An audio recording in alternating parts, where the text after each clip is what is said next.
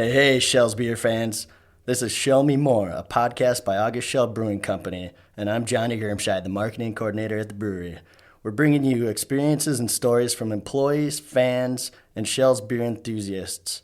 This episode features Kathy Rathmann, who's been with the brewery for over 40 years. So sit back, crack a cold one, and listen to Kathy Shell Me More.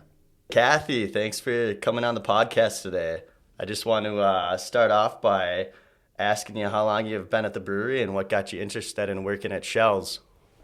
Well, entering my 45th year, I had my credits when I went to high school. And so my senior year, I actually only needed two credits, I think, to finish out my year. And so I was able, back then you were able to work outside of school. And Ted's mother, Casey, had contacted the high school at that time, and they thought I was a good fit out here and sent me out for an interview, and she hired me on the spot. So tell me a little bit about Ted's mom. Do you have any good stories about her? Casey was great. Always wished I had a grandma like that. She was easygoing and with the times, and she was one of those. She liked to play cards, so she was happy to have someone else in the office, and she could go play her cards. And believe me, when I didn't have daycare, she offered to watch my kids right away because she did not like working alone. So my kids grew up in the mansion, whether it was watching TV, doing video games, going out to eat with her. Yeah, she was great that way. She was a nice person to work with. Sounds super nice, yeah. I mean, just like you said, like the perfect type of grandma, great for the kids and everything. And so, yeah, that's really nice that you got to have that here. Speaking of getting started working here, have you worked here as long as Ted? Well, the joke is, yeah, I've probably, as far as being on the payroll, I've probably been on the Schell's payroll longer than Ted. But Ted had the Stein Gardens, which were hydroponic greenhouses, and that's what he had gone to school for and had those above the brewery. But while he had those, he did go to brewing school and then eventually worked down here also. So did you guys work together then in the gardens out there, in those hydroponic gardens? Well, what happened after I got hired at the brewery, he needed more help. So they thought I would be a good fit to come in at the Stein Gardens at 5 in the morning before I worked down here. Oh, sure. That sounds beautiful. Yeah. Go see the sunrise, right? So, yeah, it got to be long days working 5 to 5, but I did do it. And, yeah, it was, a whole different setup of how gardening was. How did you get wheeled into that then? They just asked and you said, Ted, yeah, I'm down for it. Yep. You know me. I said, yes, I do it. And it was fun. He had just a couple women up there working with him, and they raised tomatoes, hydroponic tomatoes, which were delicious. And of course, in winter, everybody craved them. We had people that would dig through the piles up there to find the tomatoes that we threw out that didn't quite meet the standards of going to grocery stores. And I'll admit, a few times I had to take the van and deliver tomatoes to grocery stores out of town. Really? And you had your driver's license at the time, right? Yeah. You said you were 16, 17? Yep. Yeah. That's pretty cool. And then for those people who don't know what a hydroponic garden is, do you want to explain that? There's no dirt involved. Yeah, there's no dirt involved. I believe we had 8 greenhouses up there. I believe 7 were tomatoes. And yes, they were just grown in plastic tubing, and you clipped them. And as they grew taller, you picked the tomatoes, you would actually clip them down again, and you'd put them on the ground, the vines. So it was a very clean job. We had to be very clean in the greenhouses because you didn't want bugs in. They were pretty sterile. Sounds like a good time, though. Yeah, there were some interesting people that I worked with, and they always had cute stories, and I enjoyed them. So do you want to talk again about like your first job at the brewery then? I know that was kind of one of the things that you were doing, but your first official job? Yep. Big first job working in the office, and back then we only made Schell's products, so it was a much quieter atmosphere as far as, it was probably a slower time. The brewery was struggling. We didn't have craft beers. We pretty much only had the Deer brand, Fitger's Twins Lager, Steinhaus beer. And it wasn't till, the late 70s then that we started experimenting and coming out with Export 1, Export 2. And there gradually we started doing a few more craft beers to pick up business. So production wasn't close to what it is today then, correct? No, everything was much slower. We weren't computerized. We didn't have the equipment. We loaded all our trucks at the brewery at that time, which was nice because then you got to meet the distributors, because most of the distributors and owners drove their own trucks back then. And wow. You got to know the owners of the distributors, which I think was really a great thing. Yeah, that's awesome. That helps build those relationships right from the get-go. Correct. So take me through your journey to where you started at the brewery and then kind of to how you got to where you're at today. Well, it's pretty much the same job, still in the office. Went through a lot of changes. When I first started here, we had the 10-key adding machines. There were no anything electronic, and so I had to learn computers, did not grow up with any computers, and we actually are on about our fourth or fifth different accounting system, so it's been a learning curve. Actually, the plant is the same way. We now have computerized panels, a lot of things done electronically. We don't do anything by hand anymore. I guess that's probably the biggest change is how our bookkeeping, everything was done in ledger books and handwritten checks. So that's probably the biggest change. And back then, when you did have a busy spurt, the guys would come down to the office. I would have to help run through their lunch breaks. So yes, I was a part of Laverne and Shirley out in the plant. I got perfume coveralls one year for Christmas. I would do personal things, run to Casey's mother's with prescriptions, get groceries. They needed help in the gardens for transplanting or planting. I was out there. I guess the only job I have not done at the brewery is worked with kegging. Oh, there's still time for that, right? Oh, I don't think I can handle. I mean, you still have time them. to learn. So you've basically seen it all and done it all here. You talked about the changes with like production just growing so much and then technology changing. What are some of the things that have stayed the same that you really like? Oh, there really isn't anything that's changed. As we've been growing and then buying the Grain Belt label back in, I believe it was 2002, that really started our moderation out here, where we got a lot more things done electronically. So there really isn't anything that's the same anymore. Sure. Beer probably is about the only thing as far as brewing that's done the same way. Yeah. And we're still, have the brew kettles and cellars, but otherwise, yeah, everything's totally. I think I've been through like 3 different equipment changes. Oh, wow. So as far as festivals and stuff, you were here for the first Bachfest then, right? Not really. George did a small-scale Bachfest the very first year, and I don't think we even had 40 or 50 people here. Okay. And so he did not need any help. So I did not work the very first start of it. Gotcha. So how many do you think you've worked? How many festivals over the years? Well, I've worked every Bachfest since. We've started Oktoberfest. We did do a 125th and a 150th celebration. That was a lot of fun. We did a couple runs here. I guess there hasn't been any that I've missed. So, yeah, pretty much worked every festival since. Once you retire, you're going to have to come back here. You got a lot of history here. We'll see. So, can you tell me about the most significant addition to the brewery since you've been here? Probably doing our warehouse off-site was probably one of the best things we ever did. If you've ever been back here, you'll find out what a tight place it is.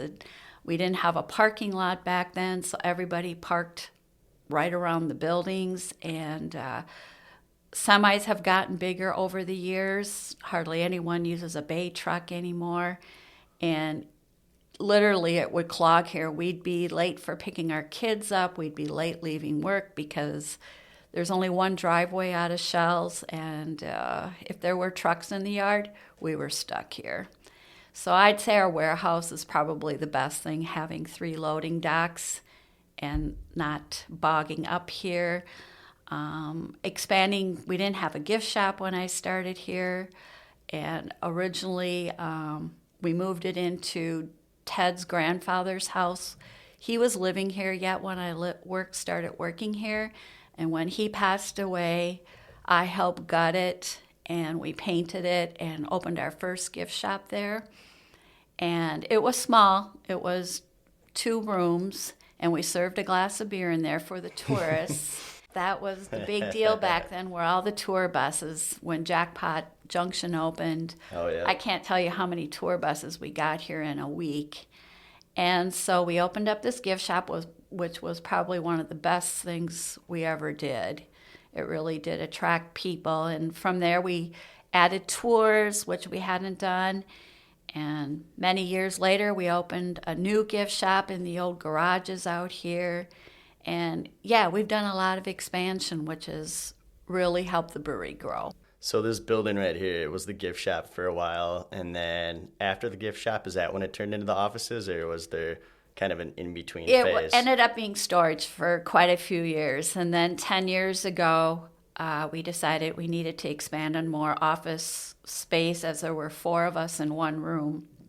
And so 10 years ago, yes, it was finally done being remodeled.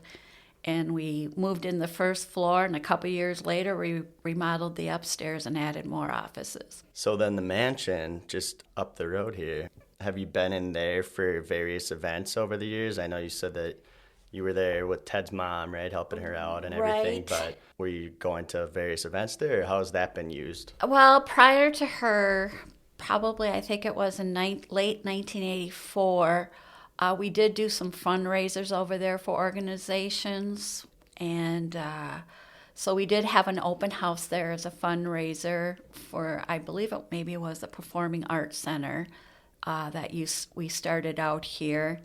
And then after that, we've used it for, fortunate enough that Ted's son and my daughter were very good friends in high school. So Jody and I did a prom over there. Oh, cool. So that was a cool place for a dinner. I think everybody enjoyed themselves. We did it very formal. It's a great spot for photos, too. Correct. That had to be an awesome prom. Right. So since then, it hasn't been used too often, no. Do you have any favorite animals over the years? Like any of the deer or the peacocks, or are you more into the dogs around the grounds? I know Maggie really loves you. Ted and Jody's dog, Maggie. Oh, I grew up on a farm, so I've always had a heart for animal. You can ask anybody about that.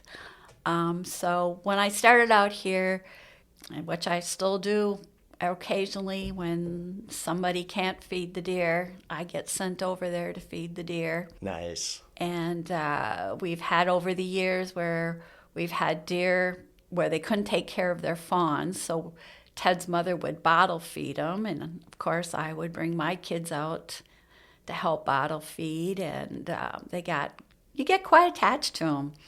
Yeah. And of course, I've taken peacocks home and have some again. So very cool. Yeah, the peacock theme is just huge around New Ulm because of Schell's, right? Yes, I can't. The people and grandparents that bring their kids out here, and especially when they're showing off their feathers, is a great addition to New Ulm. Oh, it's pretty cool. Yeah, it's beautiful in the summertime, especially once you have that sun kind of shining off the feathers and really get the full effect of them. So, yeah, they're fun out here, definitely.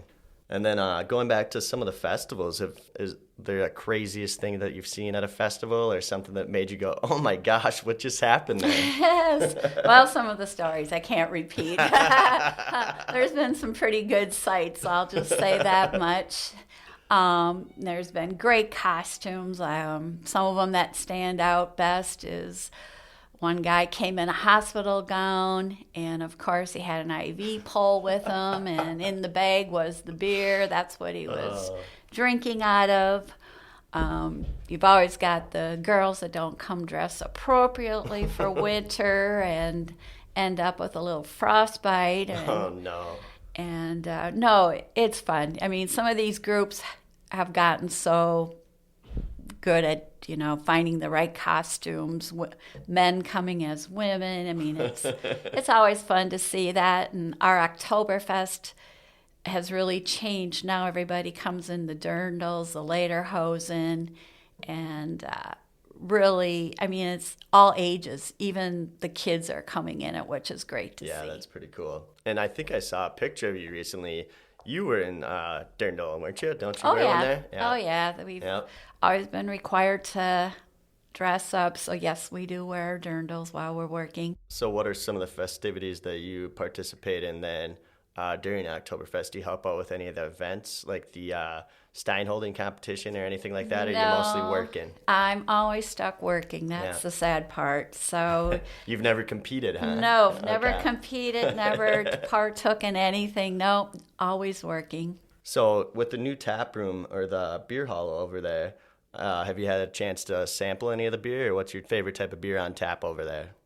Oh, I guess I like the low-cal twist. I really got hooked on that new beer last year, and so generally that's what I'll order over there. I'll admit I'm a light beer drinker, Sure. but I do like the Fire Brick. Yeah.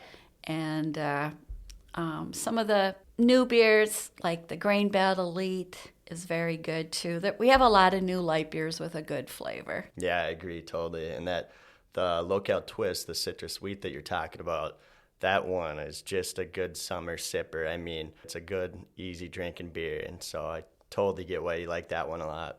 Yep, that is one of my favorites. So, what's a favorite TED story that you have?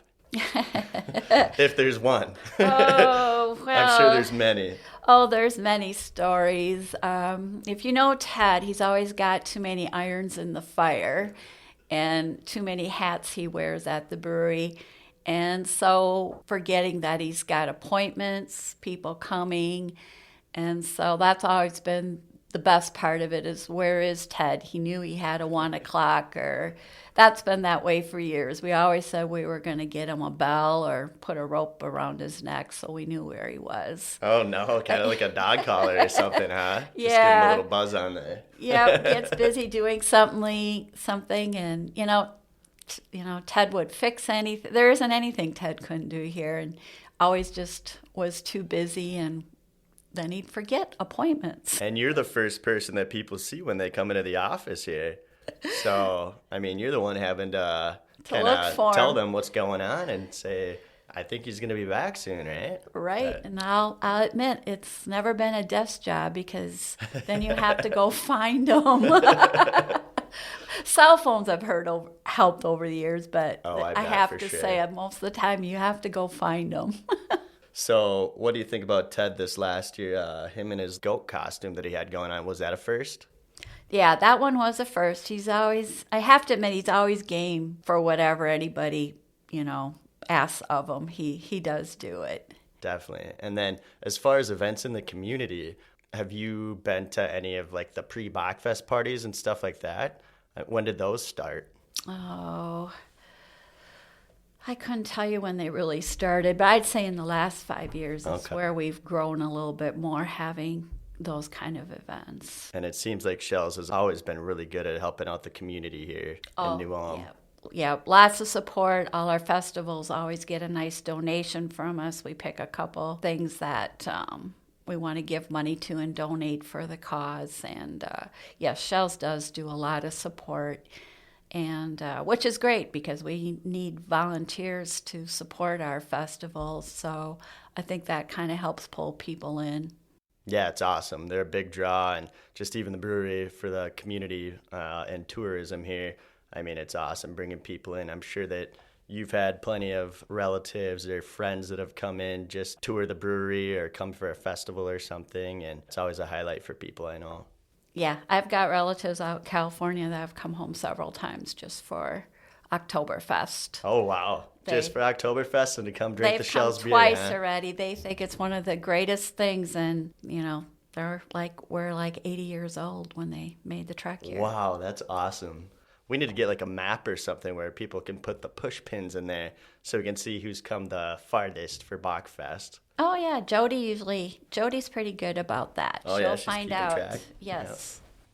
That's good. So have you ever helped hide the box or anything at the festival, or is that all Ted's job? That's always been Ted's job, and you know, I've had to type his clues over the year, make copies of his clues, and Yeah, he you said he have to be forgot a a couple this year. genius to think like he thinks. I think Yeah. one clue out of all these years that I could have told you where it was. Oh, funny. You have to think like him. So what's your favorite part about working at a brewery here?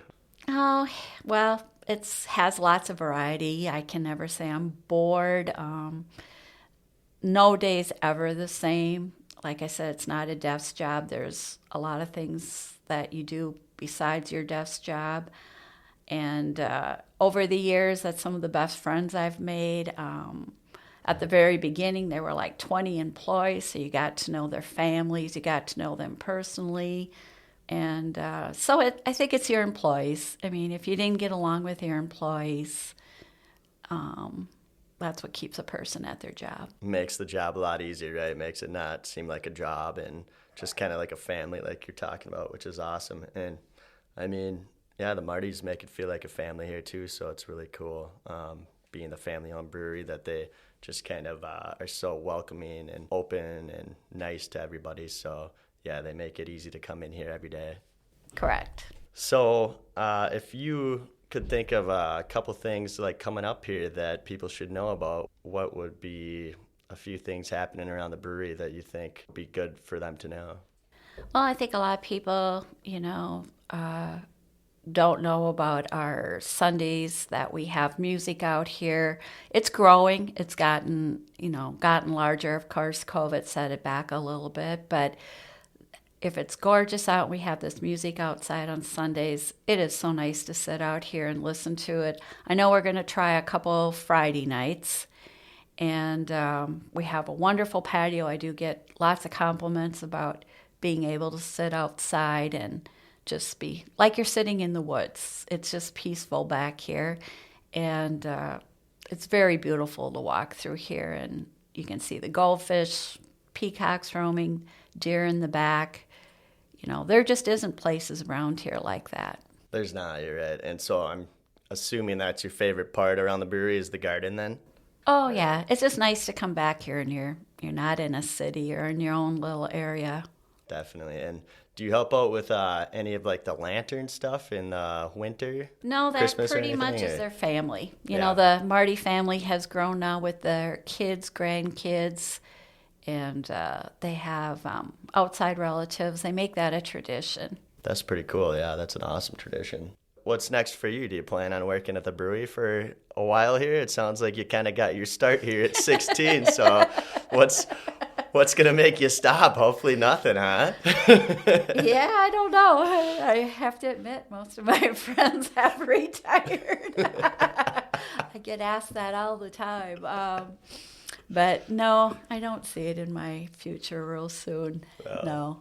I like to stay busy. I think that's what keeps a person going, and as long as you're healthy and, I always enjoy my time off too, and, never seem to miss anything. That's one thing I can say, that, there wasn't anything working here that I didn't miss with my kids. It was pretty flexible when you had to go to events or leave early for their activities. So as long as we keep on making some new beers that you like, huh? Some lighter beers, you'll be staying here. We'll get you to stick around. I guess so. That's the trick, huh? Well, Kathy, thanks for joining me on the podcast today. It was really nice talking to you and hearing some of your stories, and we just hope that you stick around for a long time here. Well, thanks. All right, Schell's fans, thanks for listening to the pod today. We're going to close things out here with a Ted bit. It's a brief story from brewery president Ted Marty. He's going to be talking about the hydroponic gardens that Kathy talked about in her podcast. So let's sit back and listen to Ted take us away. Middle 70s, early 70s.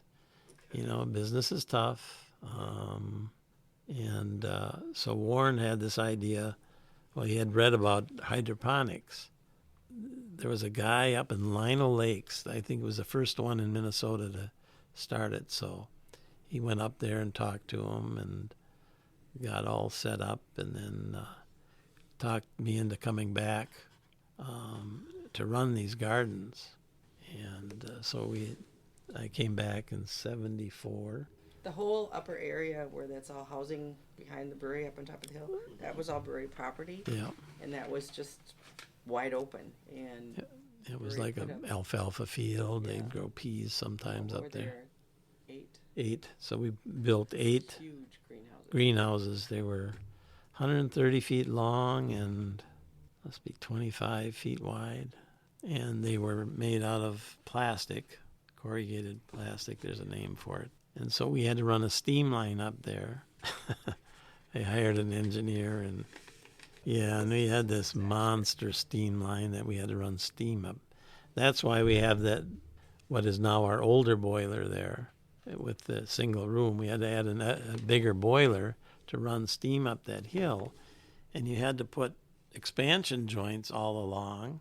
So myself and Russ and couple college buddies, we were the grunts. So they had to set up, things to put the pipe on, and then they'd do the welding, and then we had to come back and insulate it. And so we're down in these trenches, hotter than hell. Summertime. Of course. Insulating it with this sharp glass. It's foam glass. And then we had to wrap it with bituthane. It's called bituthane. I don't know what it is, some tar. And that steam line that ran all the way up that hill, and then it ran over, and then another block or so. And that fed all the greenhouses steam. That's how we heated them. And then I had learned how to hydroponic garden. Right, so were you heading it up? Pretty much, And then I knew you were driving trucks. Yep. With tomatoes. Yep. Tomatoes and then Flowers. Then I started growing flowers and sold them to greenhouses, flats. And it was an old beat up delivery truck. Beer truck, yeah. And the radiator would overheat, and he always had a water gallon jug in the truck, and he'd go down and drain in ditches and get water and pour back in the radiator just to keep the truck going. Yeah. So. And I didn't do a lot. Well, I had to do some of the selling of tomatoes. And do you guys remember Randall's Foods? No. It's a grocery store. Yeah.